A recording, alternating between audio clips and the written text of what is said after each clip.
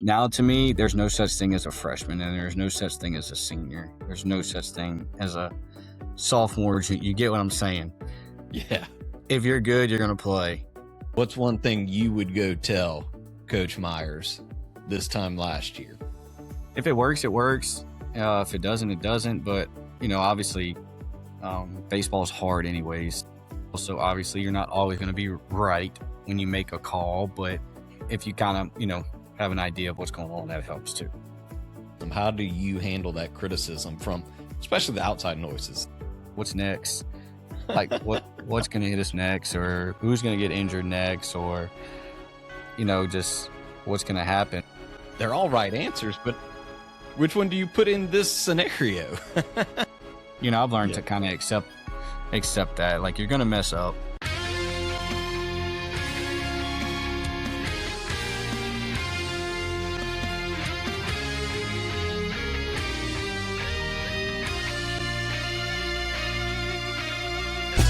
This is the Clark Connection Podcast, where 12 years of coaching championships meets real-world leadership. Coach Clark broke through at the highest levels. Now he's bringing you the playbook. Every week, real leaders, real wins. Real strategies you can use Monday morning. If you're done with theory and ready for results, this is your show. You in? Let's go! And welcome back to the Clark Connection Podcast. I'm your host, Aaron Clark, aka The Coach. I'm a leadership speaker, trainer, and coach. And this show is where we help you grow as a leader, both personally and professionally, through conversations with people who are making an impact on their organizations, businesses, communities, and teams. Today's guest is Cary Myers, head baseball coach at Live Oak High School. Cary joined us on the show about a year ago as he was preparing for his very first season as head coach. Today, we're bringing him back in to compare expectation versus reality and talk about everything that he learned during year number 1. But before we do that, I want to give a quick shout out to our sponsors. The Clark Connection Podcast is powered by Coach Clark Leadership and Development. At Coach Clark Leadership and Development, we help businesses, churches, schools, and organizations develop strong leaders through leadership training, executive coaching, team building, and keynote speaking. Our mission is simple: help leaders grow so their people, teams, and organizations can too. To learn more about our services, visit CoachAClark.com. Quick question. If someone asked ChatGPT, Gemini, or Perplexity for the best company in your industry, would your business even be mentioned? More and more, customers aren't searching the way they used to. They're asking AI for recommendations. And if your business isn't showing up there, you're missing opportunities before people ever visit your website. That's where TrueScaler comes in. They specialized in generative engine optimization, or GEO, helping businesses become more visible across today's AI platforms like ChatGPT, Gemini, Perplexity, and more. If you're ready to prepare your business for the future of search, visit TrueScaler.com and learn how GEO can help your business get found where customers are searching next. This episode of the Clark Connection Podcast is proudly brought to you by Hubbard Flooring Studio.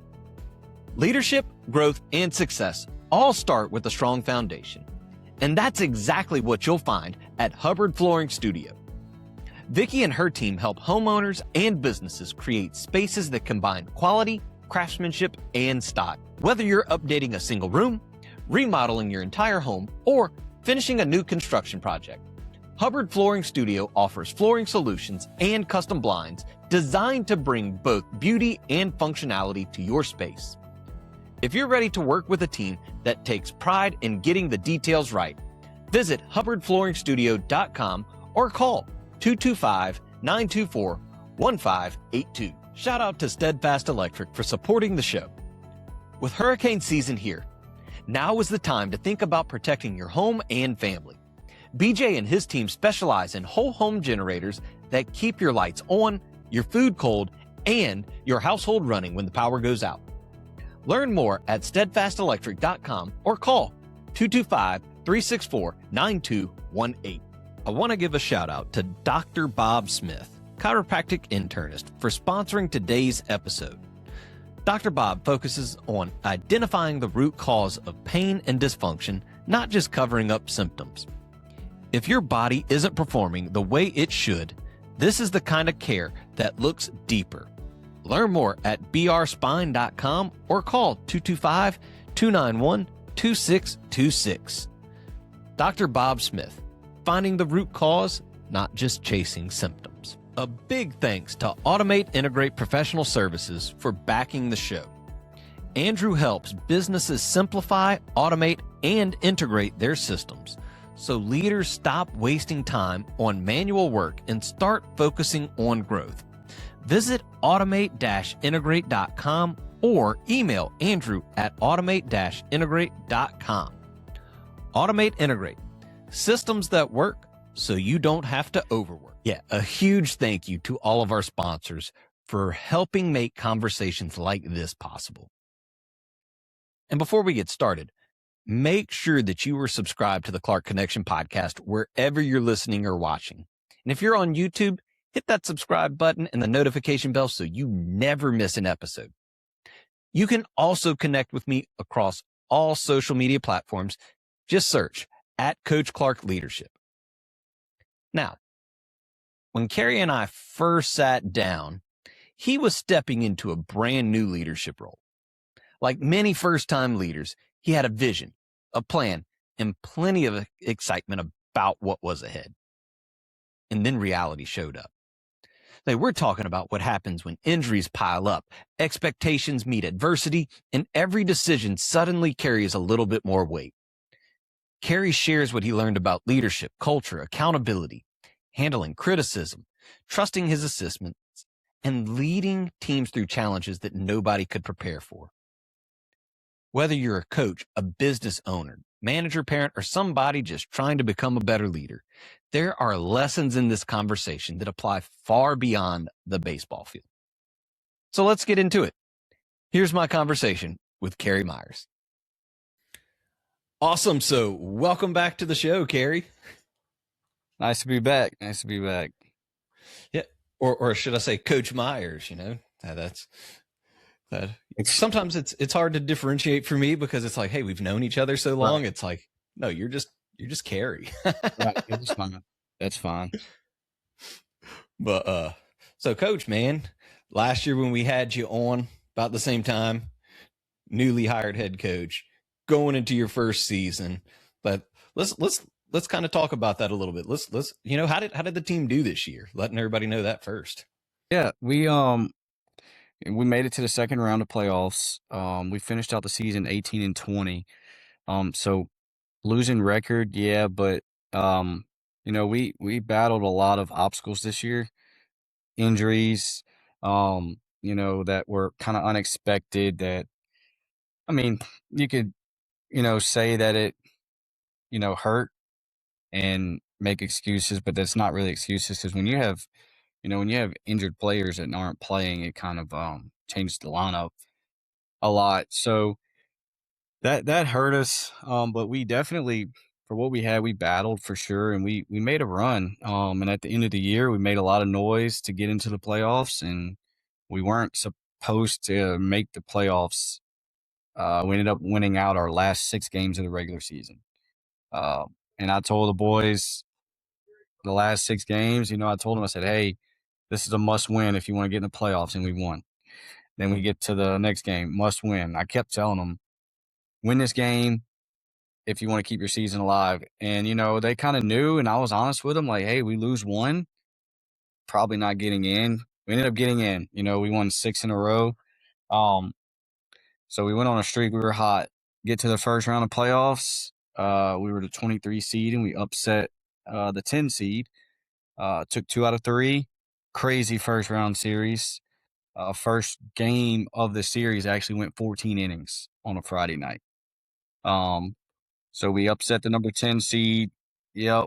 And it was the biggest upset in the 5A bracket of playoffs this year for baseball. So we made it to the second round, and then we lost out to Walker. But other than that, it was a roller coaster year. But the way we ended, I would say, you know, we ended going up. So that's a good thing. Yeah.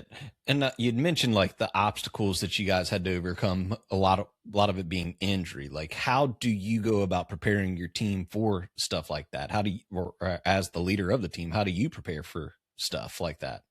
Oh, got to get the next guy ready. And, especially when it happens like right at the beginning of the season or right before season, there's no really preparing for it. It's basically, hey, next guy, you're ready. Like it's your time. Like you've got to go. Um, and I'll say injuries. We had pitchers injured. We had 3 arms injured at the beginning of the season. Yeah, 3 senior arms too. So that hurt. Um, and we had 1 senior that had a back issue. So he wasn't even fully healthy. So you could say we had 4 seniors just kind of on the shelf for, the first quarter of the season. Um, and the only thing I could say to get guys ready was reps at practice. We had to inter squad a lot, play against each other. Good thing we had a jamboree and scrimmages to lead up to the first game to get guys ready. That was the only way. It was one of those things where you don't really prepare because some of those injuries weren't expected. Mm-hmm. Right. And I know one that people don't often think about is how detrimental that can be, especially in high school. Even though Live Oak, y'all are 5A school. So in the state of Louisiana, that means y'all are a relatively bigger school and have more students to pick from. But I mean, it, like you said, 4 seniors out. 4 seniors. Yep. I mean, that's an 18-year-old that's out, and you're putting in a 16, 17-year-old. Putting in some 14, 15-year-olds. We had some young guys playing. We had a guy that I told you about the back injury, the senior. He couldn't fully swing 100%. So every time he came up, he was just bunting. Well, after his third at bat of the first game, they knew. And then the scouting report got out in the 4th game, and they're playing infield in because all he could do is bunt. But he ended up coming back halfway through the year, like fully healthy, had a great, back half of the season for his senior year. So that was good. But having 3 senior arm pitchers not able to go, that kind of throws a wrinkle into some things too, as far as deciding your pitching staff for week by week. Oh yeah. No, it's one that I remember as a coach, whenever we would have a senior come out, especially if you're expecting them to be a major contributor, that just, it's not like, hey, we're a big time university where we just go, oh, cool, we'll get the other kid who was all state at his high school to play. Yeah, it's not like that. But I'll say this, hey, our youth, they stepped up. They stepped up, and they had no choice but to step up. So I was proud of them for that, and I was proud of the guys that were able to fill the gap for the meantime until, some guys did come back from injury. So, and that was good to get guys experience. Yeah. And so what, like, kind of a little bit of a transition on thought process, but as you were going into year 1, so trying to think back into that, like, what were you most excited about going in as your first year as a head coach? I guess new, just things being new around here. New and different at the same time. Obviously, when you have a new person take over, things are going to be different, and then they're going to try to put their stamp on some things to make some things new. So, I guess that's what I was excited about, and change a little bit up. I mean, obviously, I didn't have to change much up. We've had a good program here for the past few years, so they always say if it ain't broke, don't try to fix it. So there were some things that I didn't really need to fix, or some things that I didn't have to put my touch on. But yeah, I mean, I was excited about incorporating some new and some different things. Now, like, how about as far as like things that had you nervous going, like what were you most nervous about going into year 1? Definitely, I guess, making all the calls. You got to make the calls on everything, whether it's practice, whether it's a game decision, whether it's a decision on game planning, practice planning, like making calls on who's playing what positions, or, you know, there's so many different calls that come from the head coach that it was that probably had me nervous. Literally you got to make a decision on everything because it all falls on you. Yeah. And so how was that different compared to like last year during the season? You were the assistant coach. So you were the guy that was just there. But then like, how is that different than being the head coach? Like, what are the different thought patterns in that? I guess so. When I was an assistant, I was kind of more like I was more locked in and focused on like just like infielders playing infield because that's what I coached a lot. And now transition into the head coach spot, I had to lock in more on offensive stuff like hitting wise, base running, the base running game, helping out with the pitching game, making decisions on, what pitcher's coming in next, defensive planning. So I wasn't just like, my focus wasn't singled on one thing, I guess you could say. So it had to be a bunch of different things.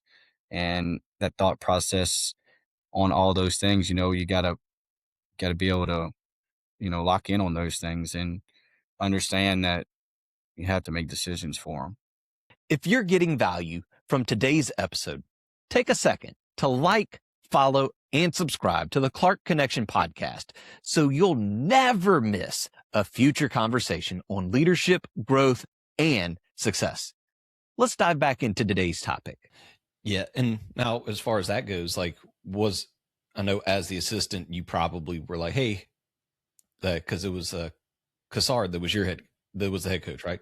So you're able to talk to him about that. Like, how did you lean on your assistant coaches in making these processes or decisions? Yeah, no.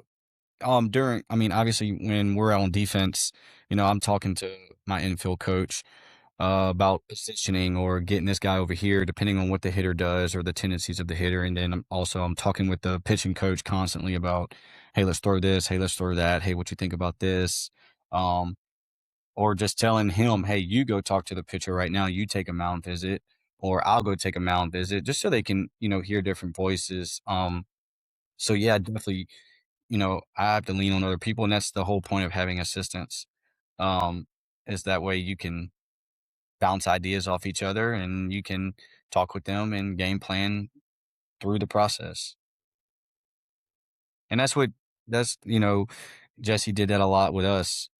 Jesse was always, talking with me, whether it was infielders or, some offensive stuff or, base running stuff. And then he would also talk with our pitching coach about pitching stuff. So, and I got that from him when we were on defense. He would hang out by the pitching coach, because high school baseball pitching wins games, and to me, that's kind of like a offensive coordinator or the head coach hanging out with the offensive coordinator when you're on offense, and you've got to, relay stuff to the quarterback because your quarterback's going to win you games.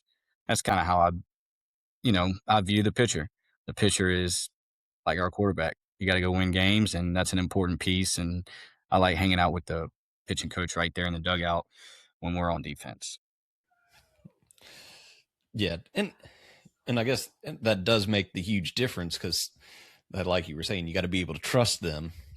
And it's not just you're not calling every single pitch. You're all right. Hey, I'm going to let you, I'm assuming you're like, hey, pitching coach, that's you go do the pitching stuff. All right, let's talk over here. Yeah.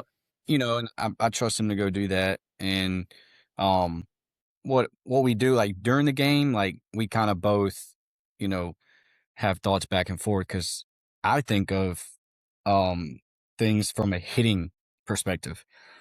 And, he might think of things from the pitching perspective. So I might say, hey, the hitter, might be thinking of fastballs coming right now.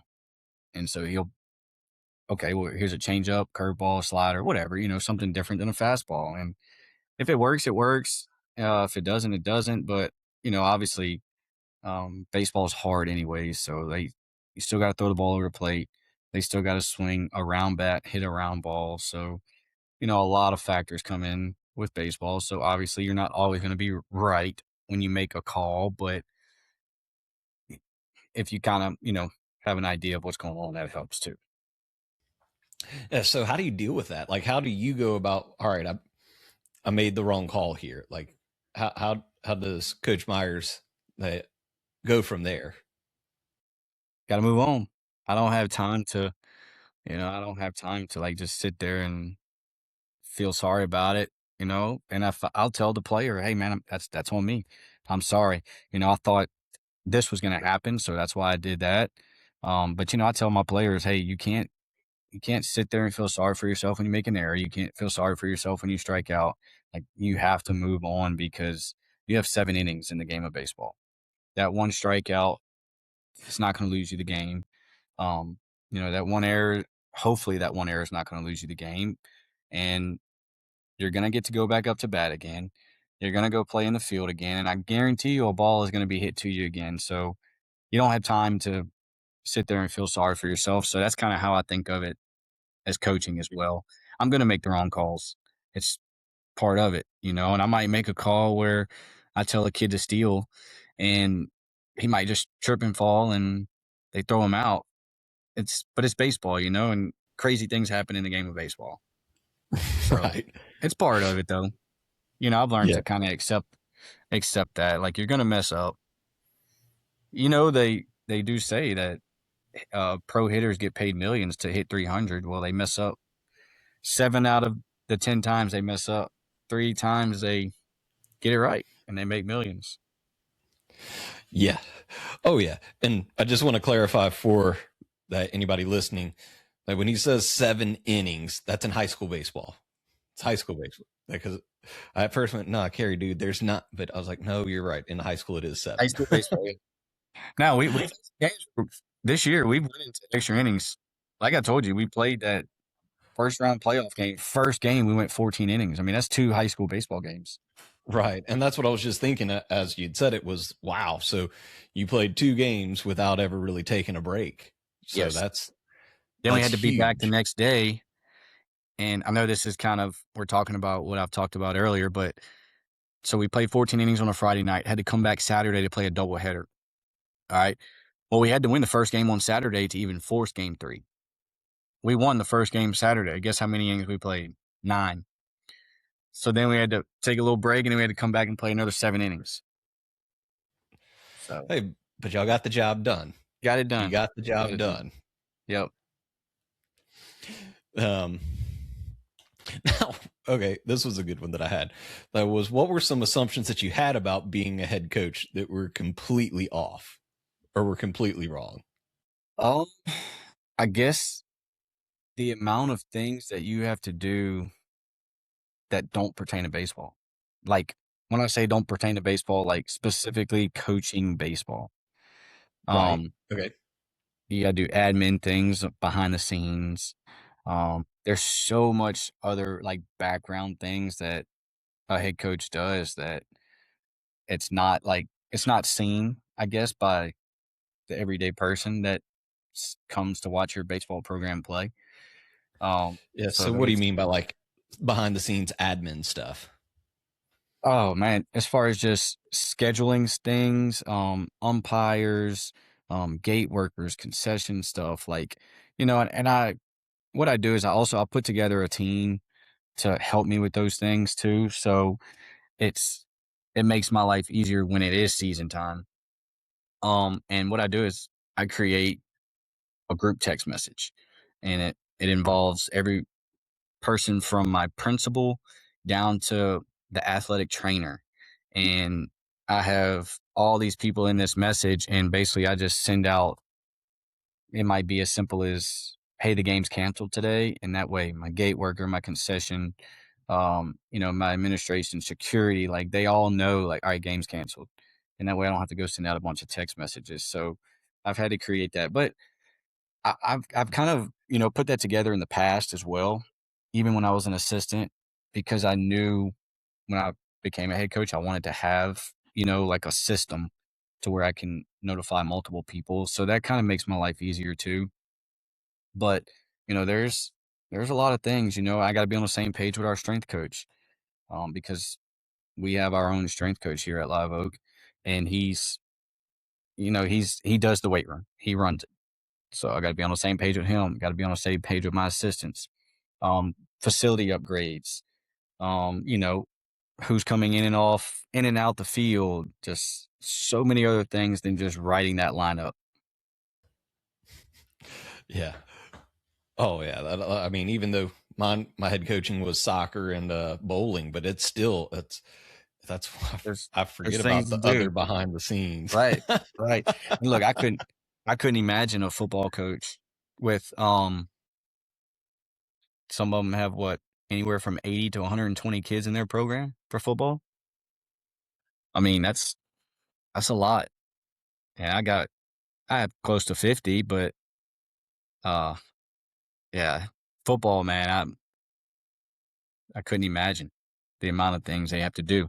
Because every kid you get, there's probably something else you have to do for each player that's in your program. So it probably just adds on to them too. A quick thank you to our premium sponsor, Hubbard Flooring Studio. Whether you're upgrading your floors, refreshing a room, or adding custom blinds to complete the look, Vicky and her team are committed to quality workmanship and exceptional service. Learn more at hubbardflooringstudio.com or call 225-924-1582. Let's get back to building better leaders. Anything else that you had assumptions going in that, hey, this wasn't what I expected on, I would say that, Coach Cassar did kind of prepare me for a lot of things, going in. But I guess when it comes down to making a lineup, that was one thing this year too. And I kind of had to put feelings aside when I made a lineup, because it came down to, okay, who's playing good, who's playing hot, who's producing, who could be in.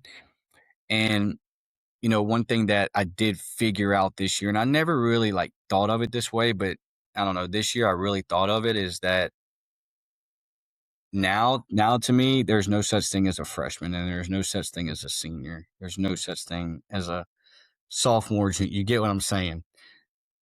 If you're good, you're going to play. And I ended up having to play 2 freshmen this year, and those are some hard things that we had to do, and I had to lean on my assistants for, because usually you don't go into seasons thinking that freshmen are going to play. So, and this year that was kind of different, and so I had to realize, you're not a freshman anymore. Other than that, I guess the only other thing that I really came across that I was like, okay, I have to make a big decision here, was the very last game of the season, the regular season, if we had to if we were going to play it, or if I was going to maybe try to cancel it so I could make sure we stay in the playoffs. But we ended up making the call that we were going to play, and I guess making those decisions for a game, hey, you're either going to play a game or you're not, or even if it's rain, if the weather's bad, I have to make that call. I got to let the other team know. I got to let my group text know of my game day. I call it the game day operations text, but I got to let people know. But I guess it goes back to that, making decisions about everything. And I guess that was something that I didn't know was going to be as big as, what it was. But that's a big deal. Yeah. Oh, I get it. And now what about what was maybe something that you were worried about that wasn't even an issue at all?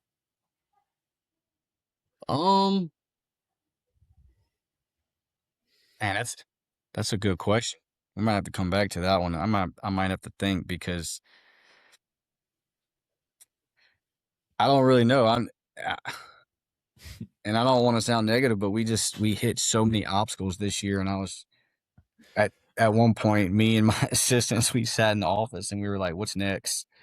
like what's going to hit us next, or who's going to get injured next, or just what's going to happen. But Yeah, I know for me, like it was honestly, go ahead. like I thought like whenever I moved into a head coach role, my biggest concern was like, oh man, how are these parents going to be? Yeah, And it wasn't that bad at all. Most of them were yeah. cool and worked I with get you. right. Yeah, and I have a good group of parents, and I got some, people that they want to help. They want to do, they ask me, "Hey, what can we do?" I got some that they want to cook for the team, or they do this, do that, and I had a group of moms that helped out with one of our big fundraisers. So no, that was good, and that's an expectation I guess you got to set from the start too. And it's hard. It's hard for people to realize sometimes, but that's the nature of high school sports. Right. And now kind of switching more towards some of the lessons, like what would you say is the biggest leadership lesson that you learned this year? Um, Definitely to and not be so much more like personal, but I guess build relationships with the players more in depth and not just so worried about baseball all the time. Um, Mm. So what do you mean because by that? all they hear from me is baseball stuff. It could just be it could be as easy as talking to a kid when we're at weights, just, hey, how was your day? Or how's your classes going? Or, you know, I got kids that like to fish. Got kids that like to hunt. Like, just talk to them about things other than baseball, because high school kids probably, they get tired of just probably talking baseball all the time. And I guess I'm so ate up with baseball that I sometimes it's all I think about, and I know it's not a good thing. Um, it is my job, but these kids also, they have lives outside of baseball. So that's probably something I definitely need to get better at. And I think we all did. I mean, that was one that I know towards the end of my coaching tenure that I would try to focus on a lot, was trying to get to know them outside of the sport and try to really control, not necessarily control, but limit. Hey, we're here for summer workouts. Summer workout is from 7 to 9. All right, it's 9:15. Get out of here. Right. Yeah. Go Go home. home. Right. And that's one thing. We actually have summer games tonight. So that was the coach from the other team that's coming.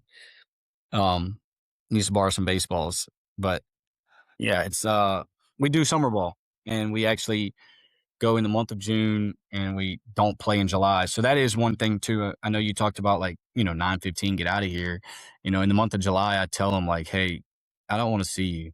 Like, get away from baseball. You know, go have a summer. Go on your vacation. Go fishing. Go do things you want to do.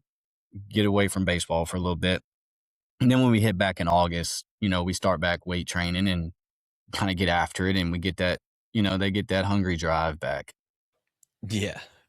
Yeah, it's definitely one that I think you have to help the young people manage, the young men, that be able to manage that and realize, like you said, even though baseball is how you get paid, and most of them aren't going to get paid a dime for the game of baseball. But they do it because they love it, and but they're still, at the end of the day, they're still 15, 16, 17-year-old kids, that want to be with their friends. They want to have fun. They want to Snapchat each other. They want to, hang out. So, and I get that, but I do try to let them know, let them understand, like, hey, when you're here, like, it's time. It's time to lock in and focus on baseball. We have expectations. We have a reason for why we do everything. So when it's, I don't know, 4 o'clock, 4:30, see you later. But while you're here, this is what we're doing. So, and that's probably another thing I could get better at too, is laying out expectations from the start on everything. Expectations as far as, go ahead. No, I was just saying, yeah, I'm agreeing. Expectations just on how we pick up our equipment after practice, or cleaning the facility, or how you keep your locker, um and that's some things too that I like to, I guess, harp on a lot with them, is culture things. Because sometimes, you know I think culture does help you win games, not just your baseball ability, but culture, and if we can get better at culture every day, then our team will get better. And culture is not, when you get better at that, it's not like, it's not a baseball ability. Like, that's something that everybody can get better at. Today's episode is brought to you by TrueScaler. Search is changing. Customers aren't using Google anymore. They're asking AI tools like ChatGPT, Gemini, and Perplexity for recommendations. TrueScaler helps businesses show up in those AI-generated answers through generative engine optimization, so your company is easier to discover when it matters most. Learn more at TrueScaler.com, because the future of search is already here. Now back to the conversation. Right. And that was one as you were saying it made me think back, I've pretty much been my own boss for the last 6 years. So it's hard. Like right before we got on here, my social media coordinator had called me and was like, "Hey, we need to talk." And I was like, "Well, you got like 5 minutes." And they were going through. I was like, and so I like to joke. I was like, "So was the baby a boy or a girl?" That meaning like, "Hey, I know you had a child. I don't need to know everything happened up. Was it a boy or a girl? Get to the point." But they were calling to say, "Hey, I realized I've been putting in way too many hours." And I was like, "Yeah, I know. I told you that 2 weeks ago. Like you sent me a text to approve something at 11 o'clock. And I'm like, I'm not answering it at that point. I'm Right. I'm out. Right. I'm done. And I want Literally, you to I'm not out. do that." Yeah. Literally, you're out. But that's where I think it's important for us as the leader to set that expectation of that culture that, no, if you Right. come in and you get your business done now, Right. you're free later. And That's right. that was my favorite that I worked for. Like Coach Sid was like that. That he was very much, all right, guys, I need these 12 things done. Y'all get them Right. done. Right. See ya. That's I'm like, it. "Oh, I'm And- getting this done fast." right. Sorry, I'm just sending a text to get some things ready for tonight. Oh, you're good. I'm You're good. listening. But yeah, I worked with Sid one semester over at Central. And I remember him having a meeting and, hey, get what you gotta get, go home. Do what you gotta do and go home, Yeah. And so, like, as you were talking about that, like, what are things that you do as far as setting up the culture? Like, what are things that you do to help build and set that culture? Well, we we give them expectations on things that we want done, and we talk about things a lot on how things need to be. And then, over time, if things get out of line, well, then there's going to be some consequences. Running, the locker room got taken away this year, things like that. But I also like, I like bringing in outside voices, and I brought you in one time to come talk to the team, because I do think that they get tired of hearing us sometimes. So I like bringing in people to talk, and they're probably not even talking about baseball. But it might be a lesson that they can hear and learn and be like, oh, so that's like another way that, coach was saying this or coach was saying that, but here it's explained in a different way or a different format. So I think bringing in outside voices also help with culture, because it's usually when people come in to talk, it's like a story, or it's something that relates to your morals, or just, making yourself a better person. And if you can make yourself a better person, then you'll live up to the culture that's being set before you to, and those expectations. Yeah. What about, like, I know the pressure going from being the assistant to being the head coach is a different level. Like, how do you handle as the head coach, Like, how would you say was different from losing a game versus when you were an assistant coach? Well, you're the voice. You're the one that everybody's they're gonna listen to you.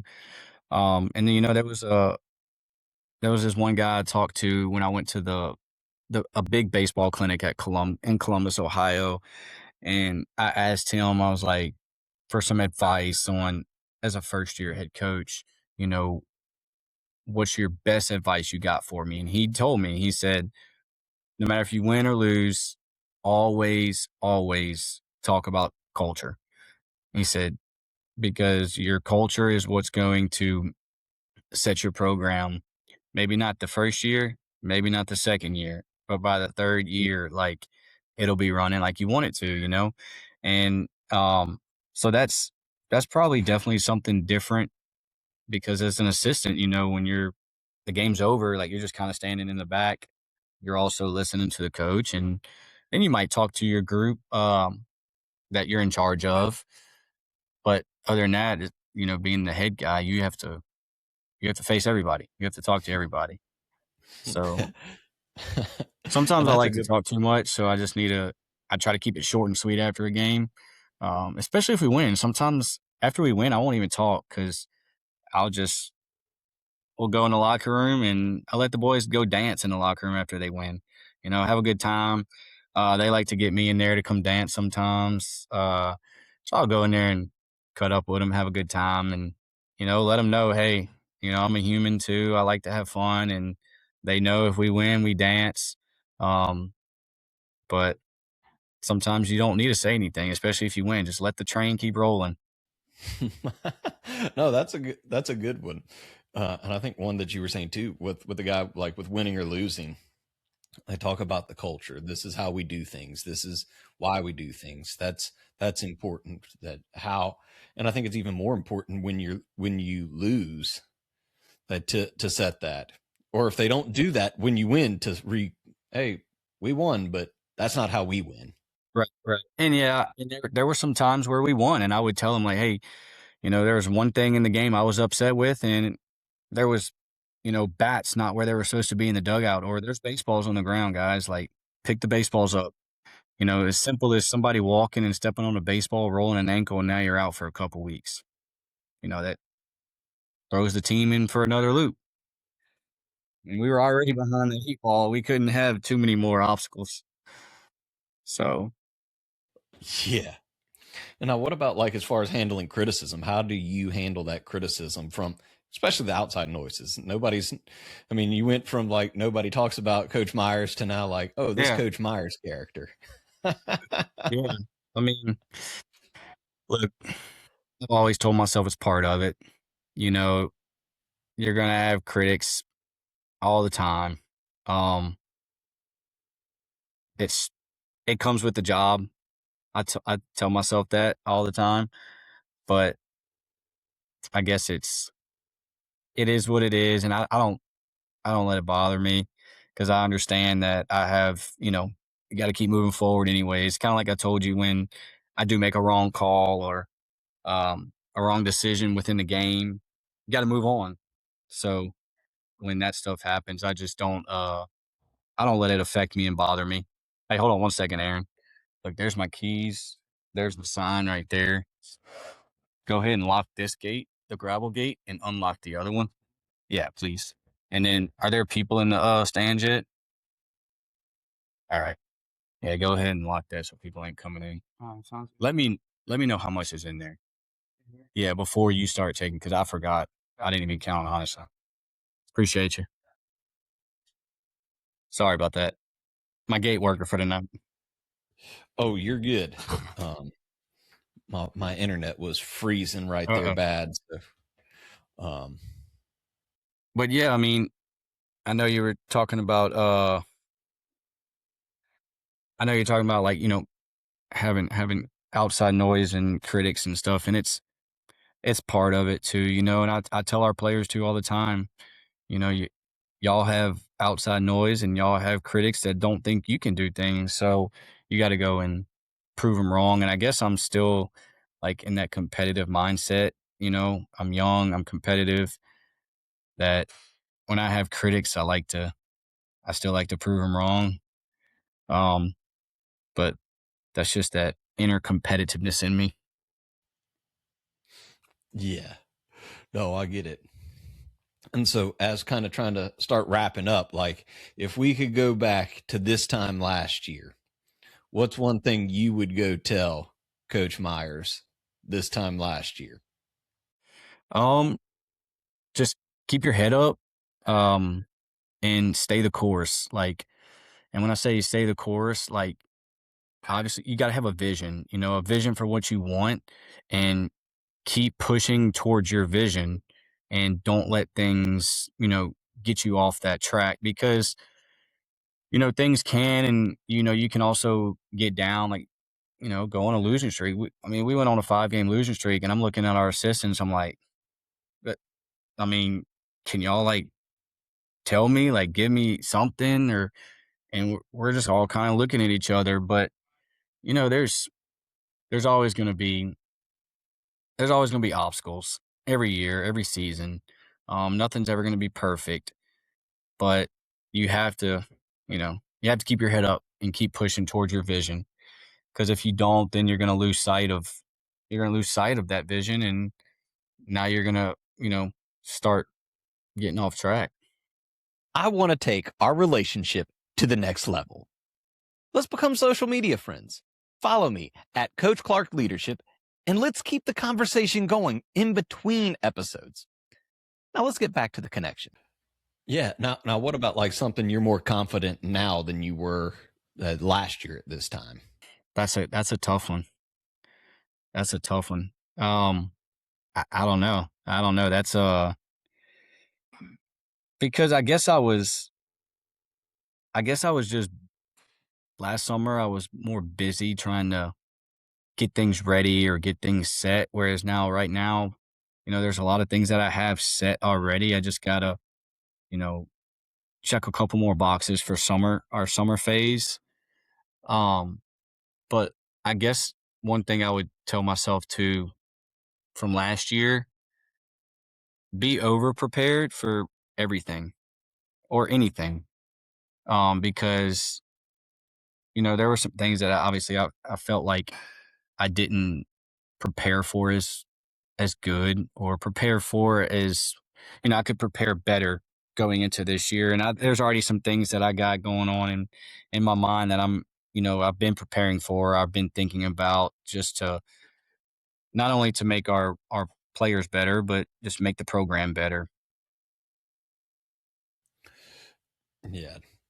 No, definitely. I definitely understand that. Now, what would you give anybody's advice, like first year leader? What piece of advice would you give somebody that's starting out, maybe right now already in it, just moving forward into that year one? Make sure you have good assistants, and then make sure you have a good support group.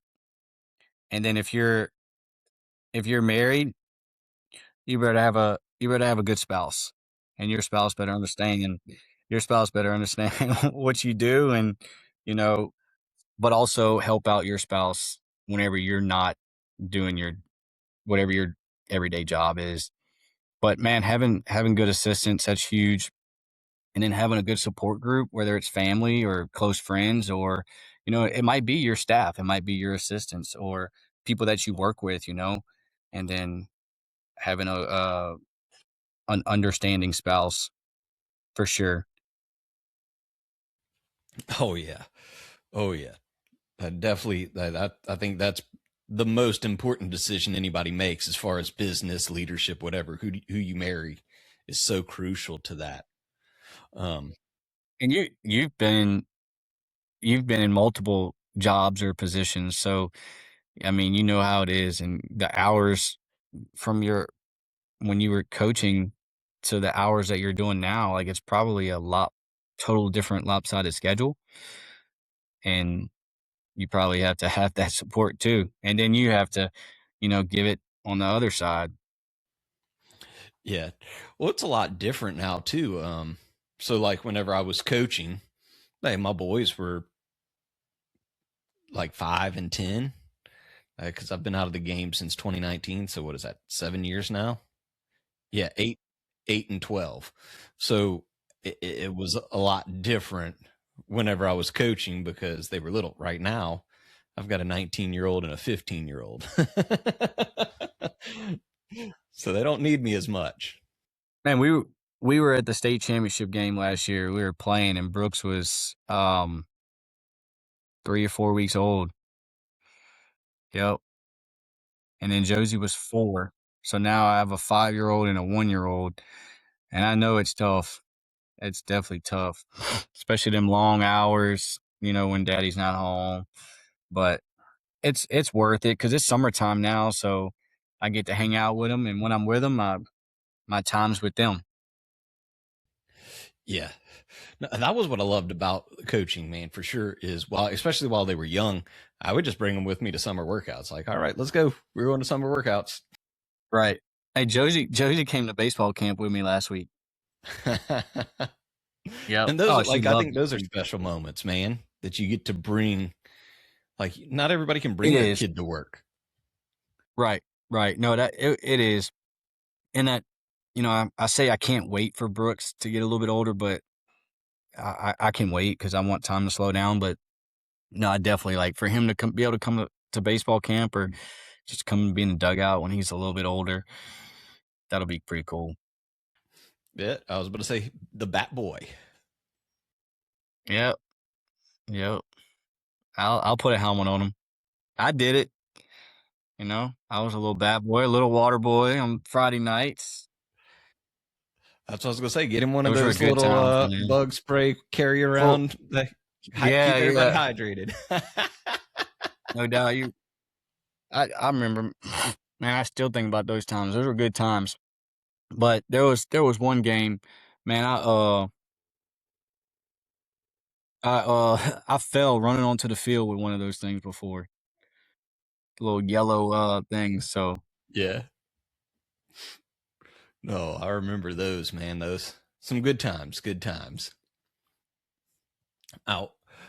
No, technically my second to last question, but what would be one leadership lesson that like leadership books or you're reading and studying didn't prepare you for in this new role? Didn't? Yeah. I guess what's up? Oh, man, I guess that everyday, probably the everyday decisions that I was like telling you about. Just, because when you read stuff, you don't really see what people say about making decisions. They talk about how they implemented things that they carry on from one job to another, or I don't know. I keep going back to the word making decisions because I feel like that's one of the bigger things that I've had to face in year one. No doubt. And there's no book out there that tells you what decision to make. There's no book or podcast or nothing that says you need to make this decision. No, you've got to do it on your own, and sometimes you have to do it on the spot. Well, and then so one of my favorite questions I like to ask people is, what's half of 8? 4. Well, what if I say it's 0? Right. Or what if I say it's 3 or E? Or if I turn it sideways and cut it in half, it's a M, it's a W. I mean, right. Yeah, they're all right answers, but which one do you put in this scenario? Right. Yeah, a lot of times too, decisions can be like your personal thought or your opinion, and it doesn't align with somebody else's thought or somebody else's opinion. But at the end of the day, you got to stick to your gut, especially if you're the head person. Like that's got to be it, and you got to trust that it's the right decision, and hopefully those around you trust that it's the right decision as well. Yeah, absolutely. And then last question I always ask everybody: what's one question that I should have asked you that I didn't ask you? Well, I'm gonna refer back to the competitiveness in me. I still like to compete. I still like to go out there, and even though I don't play the game anymore, coaching the game, I like to compete. I like to be able to look at the scoreboard and win. Because I don't like losing. I hate losing. But I think that because if I wasn't in it, like if I wasn't in coaching, I really don't know what I would do. And I don't know what profession I could go into where you still compete, against another opponent. I mean, sales, I guess they compete, or car salesmen. But I don't know. To me, I like to be able to look up at a scoreboard and see if I'm winning or not, or sales job, you can't really do that. Well, I mean, you can, but it's not the same. It's not the same. It's not the same. Right. Hey, and that goes back to, what we were saying. Everybody's opinion is a little different. But I don't know, being in the game, it's different.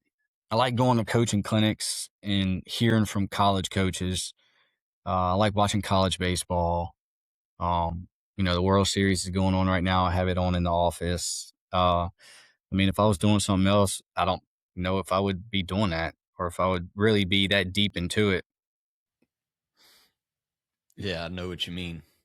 Well, Cary, I know you got that game you're about to go prepare for, so I appreciate you hopping on and sharing about year number 2, or the experiences from having 0 experience to now you've got 1 year under your belt, and I definitely gonna be pulling for the Eagles again next spring.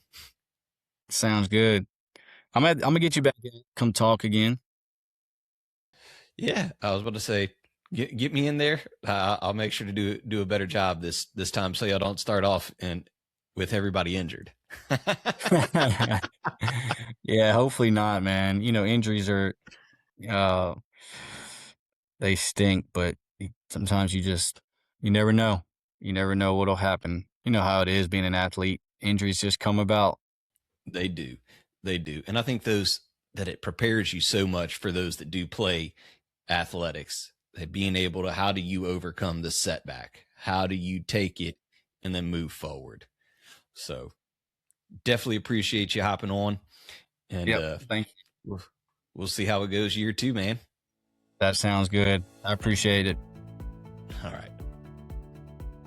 What a great conversation with Coach Cary Myers.